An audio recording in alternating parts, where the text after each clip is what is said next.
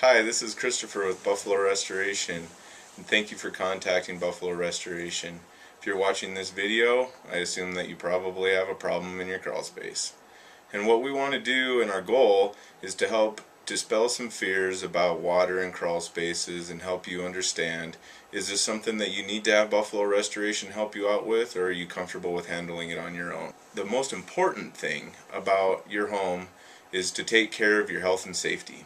If you think that there's anything dangerous down in your crawl space, one thing to really consider is electrical.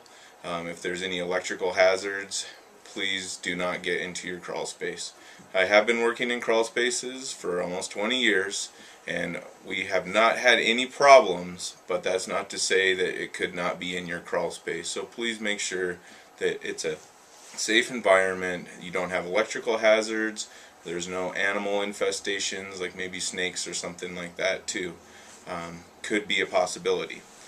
And the other thing is, I also want to talk about, we'll do a short video on pumps and how you can pump water out, but the main thing that I want to talk about right now is evaporation and what happens when water turns from a liquid into a gas and where does that go. I talk to a lot of people that have had water in their crawl spaces, and I really encourage people not to get too scared about it.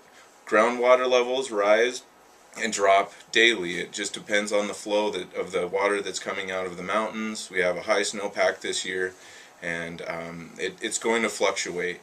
So paying attention to it is very important.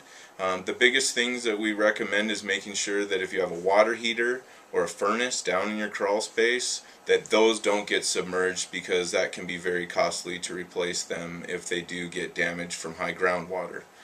If it is just your general crawl space and you're not worried about getting your furnace wet or a water heater, I really encourage people to let it sit for a while and even leave the vapor barrier on the top of the water. It's just like a pool cover, and pool covers are there to help water from evaporating out of your pool, and that vapor barrier will help water from evaporating from the liquid state and getting up and soaking into your building materials.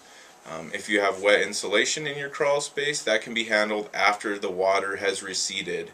And when I say receded, that's an interesting thing, because it will go down after the high water table drops, and pumping water out of your crawl spaces can be costly and time consuming and very frustrating in some cases. So if you do have water in your crawl space, keep an eye on it. See if the level's coming up. An average height that we see is 12 to 16 inches is about the highest that we typically see it. In some cases, next to creeks, I have seen it get as high as 4 feet.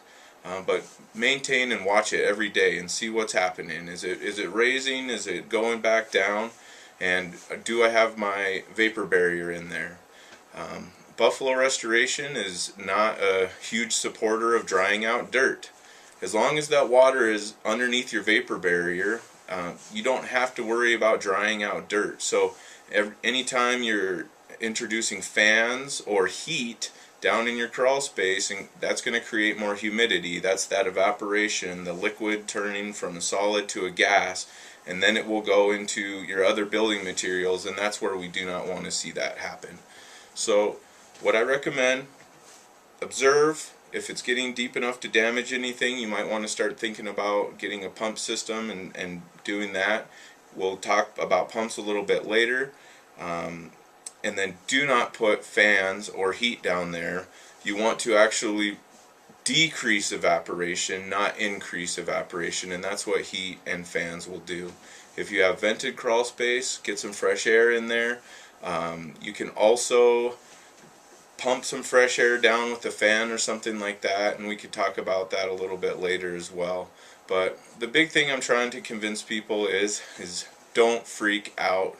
This will go away, and keep an eye on it and monitor what's happening in your crawl space. Thank you.